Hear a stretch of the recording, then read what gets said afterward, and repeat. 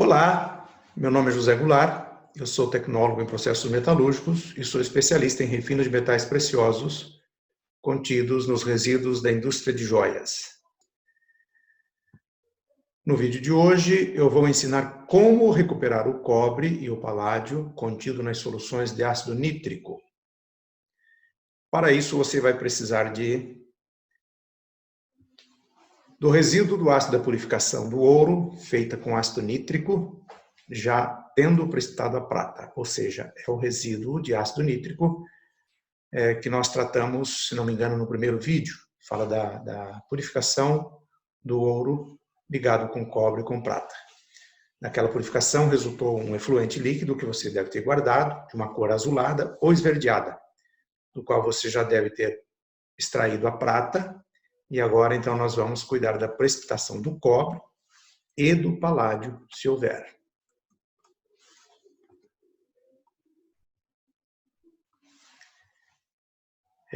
Você vai precisar também de um pouco de limalhas de alumínio. E essa limalha de alumínio você encontra em serralheria. O que são essas limalhas?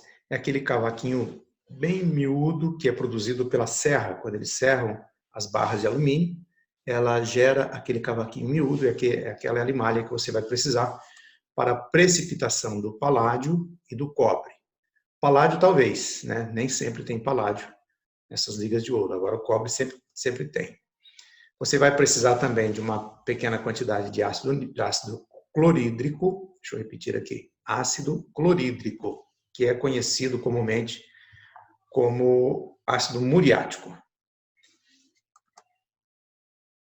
Como a prata já foi precipitada, né, conforme vídeos anteriores, agora você tem um nitrato contendo cobre e paládio, talvez. Né? O paládio é meio escasso, mas pelo menos cobre.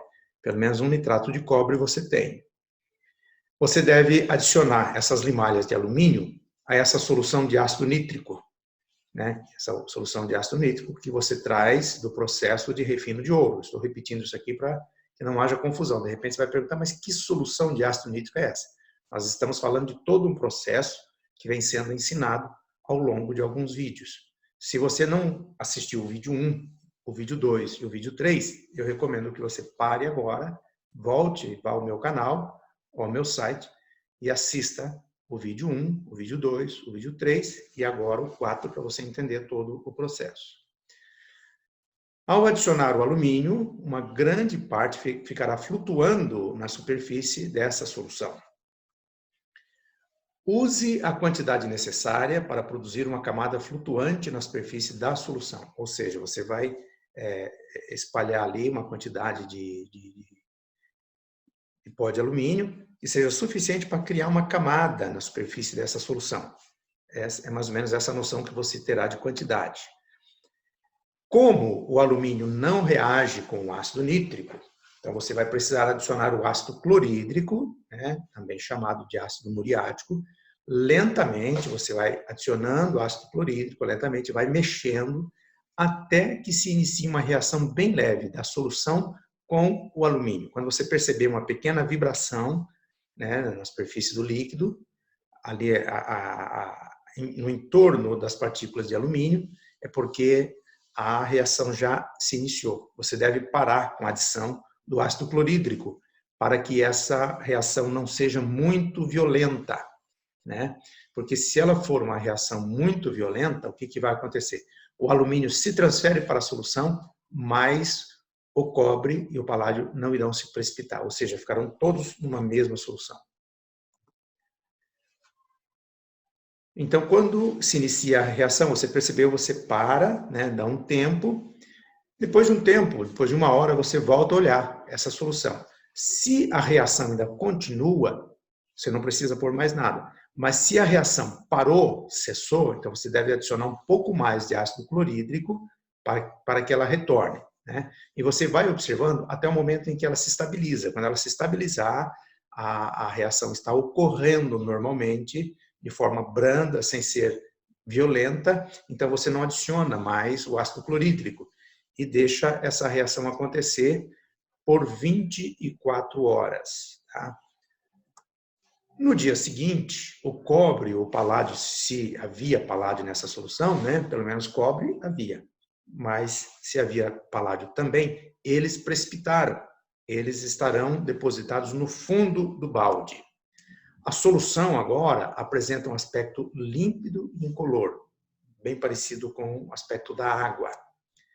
Essa solução contém somente o alumínio, né? O alumínio se transferiu para a solução. Quando ele se transferiu, o cobre e o paládio precipitaram. Então, essa solução agora contém somente alumínio e outros metais menos nobre que o alumínio. Mais nobre não, tá? É sempre assim. Quando você faz uma precipitação, fornecendo um metal para que essa precipitação ocorra, o que acontece? A solução, ela pega para si um metal menos nobre e libera os metais mais nobres. Então, qualquer metal mais nobre que o alumínio foi precipitado. O material precipitado, né, você vai verificar que ficou, então agora tem um pó, um aspecto de uma lamazinha, mas é mais um pó amarronzado no fundo do balde. Esse material você deve peneirar, uma peneirinha de cozinha, essa peneira de nylon. Não pode ser uma peneira de metal, porque vai reagir com a solução. Então, uma peneira de nylon. Você deve peneirar para reter, para segurar a sobra de alumínio. Alumínio que não reagiu, você vai reter, tá? Eu vou voltar um pouquinho atrás. Se no dia seguinte a solução não está clara, ela ainda apresenta uma cor azulada ou esverdeada, o que você faz? Você pega um pedaço de bombril, enrola bem ele e coloca dentro da solução. Se o bombril sair avermelhado, é porque ainda tem cobre na solução. Tá? Então você vai ter que pôr mais alumínio e mais um pouco de ácido clorídrico e aguardar mais um dia para que haja a total precipitação. Então eu vou repetir, como é que você verifica se ainda tem cobre na solução? Você pega uma quantidade de bombril, né, digamos ali um quarto de um bombril, e enrola bem ele e coloca na solução. Se ele sair avermelhado, é porque ainda tem cobre. Se ele sair escuro, outra cor, é porque já não tem mais nenhum metal importante para nós. Tá? Então, o material precipitado, você agora peneirou numa peneirinha, né, de nylon para reter as sobras de alumínio. Esse material você deve lavar bem, né, com água até eliminar toda a acidez. Como é que você sabe se eliminou toda a acidez? Você pode, né, tocar a ponta do dedo na solução e pôr na ponta da língua. Isso não vai te fazer grandes males, tá? Garanto que não vai reduzir nem meia hora da tua vida se você fizer isso. Mas depois de ter lavado já algumas vezes, né, umas 3 ou 4 vezes. Então você adiciona a água, deixa assentar, entorna aquela água, adiciona a água novamente, deixa assentar no fundo, entorna a água. Pela terceira ou quarta vez você coloca o dedo na água e põe na boca. Se não tem gosto de acidez, é porque já está isento de ácido. Tá? Aí você deve, então, colocar numa vasilha de vidro, pode ser um Pirex ou um Becker, né? Adicionar ácido clorídrico, de novo, né? Colocar ali uma quantidade, uns 2 dedos acima do material, e aquecer por uns 20 minutos em fogo brando. Lembrando de que você tem que colocar sempre uma chapa de amianto, né? Entre essa vasilha de vidro e a chama de fogo. A vasilha de vidro não pode receber fogo direto, porque ele não suporta. Então você faz esse ataque ali por uns 20 minutos, né, em fogo brando. Aí você lava novamente para eliminar a acidez. Agora você já sabe lavar. E você então vai coletar esse material, vai entornar esse material num filtro de papel, desses que são usados para coar café, né? Você coloca o filtro num funil daqueles, né? Coloca tudo ali, espreme bem, aperta bem e leva o maçarico para fundir.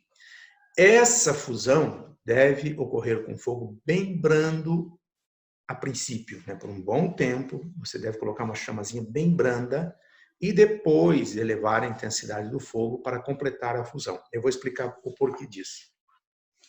Lembra que em algum vídeo eu falei sobre aumento de superfície de contato?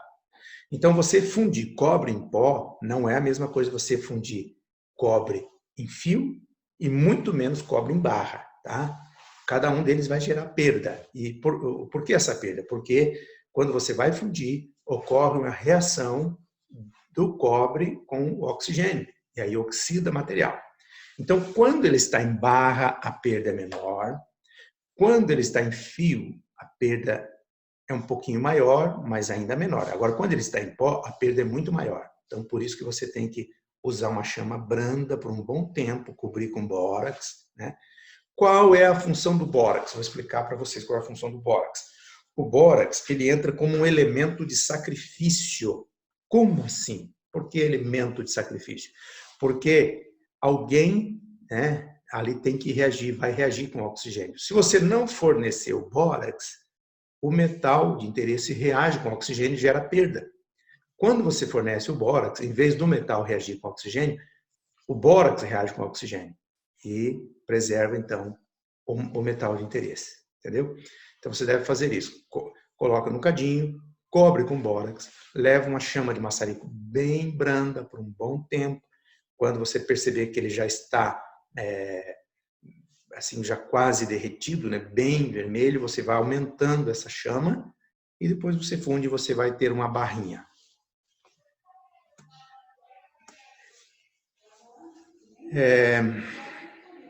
Bom, essa liga resultante. Se você tinha uma quantidade de paládio, então você tem agora uma liga de cobre com paládio. O correto é separar o cobre e o paládio, mas eu vou explicar para vocês, não é uma coisa muito fácil. Eu pretendo fazer um curso só sobre isso, né? Mas não é uma coisa muito fácil. Extrair o paládio ele é bem difícil. Então, se você tem uma noção de quanto de paládio tem nessa liga, você pode usar, então, agora essa liga de cobre com paládio na formação de uma nova liga de ouro branco. Tá? Se não tinha paládio, você vai ter só o cobre, que você pode usar normalmente, sem problema algum. Se tinha paládio, você tem uma noção de quanto paládio continha nessa liga, né? Você vai guardar, registrar isso aí, e numa situação oportuna, você vai usar isso aí, tá bom? Bom, e a solução que sobrou? Agora nós temos uma nova solução. Você tinha uma solução azulada, se tinha somente cobre, ou esverdeada, se ela tinha paládio, né? Nem sempre sendo esverdeada indica que tem paládio. Pode ser outros metais, né, que dão essa coloração azulada, esverdeada. Mas quando só tem cobre, a coloração é azulada, é azul. Então você tinha essa solução, você precipitou, ela não é mais azul ou esverdeada, e você tem agora uma solução transparente, né, quase incolor.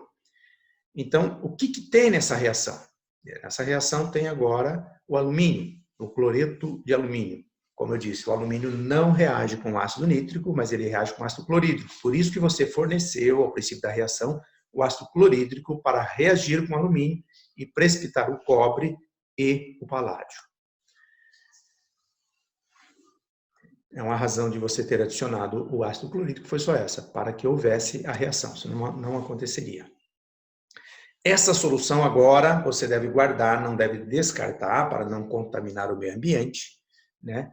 E o descarte você vai proceder conforme as orientações de um outro vídeo que eu vou gravar só sobre esse assunto. Vou gravar um vídeo exclusivo sobre esse assunto. O assunto será neutralização e descarte das soluções ácidas. Se você gostou deste vídeo, dá o seu like e se inscreva no nosso canal do YouTube. O nome do canal é Goulart Metais Preciosos. Daqui a alguns dias eu vou lhes dar um presente bem bacana, como eu já tenho prometido nos outros vídeos. Vou juntar todos esses vídeos que estou publicando sobre purificação de metais preciosos e vou criar um livro digital. E vou te enviar uma cópia gratuita se você quiser.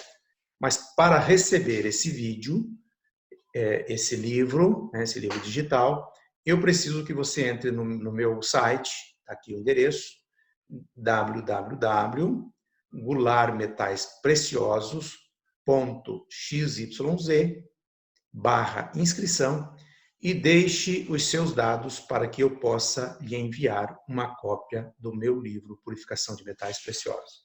Eu vou aqui compartilhar com você uma tela onde está o endereço do meu site, para que você não tenha dificuldade em acessar o meu site. Então está aqui, vou repetir aqui mais uma vez. Para ganhar o livro, visite o nosso site www.gularmetaespreciosos.xyz/inscrição e deixe os seus dados para que eu possa lhe enviar uma cópia do meu livro Purificação de Metais Preciosos. E até o nosso próximo vídeo. Um grande abraço a todos.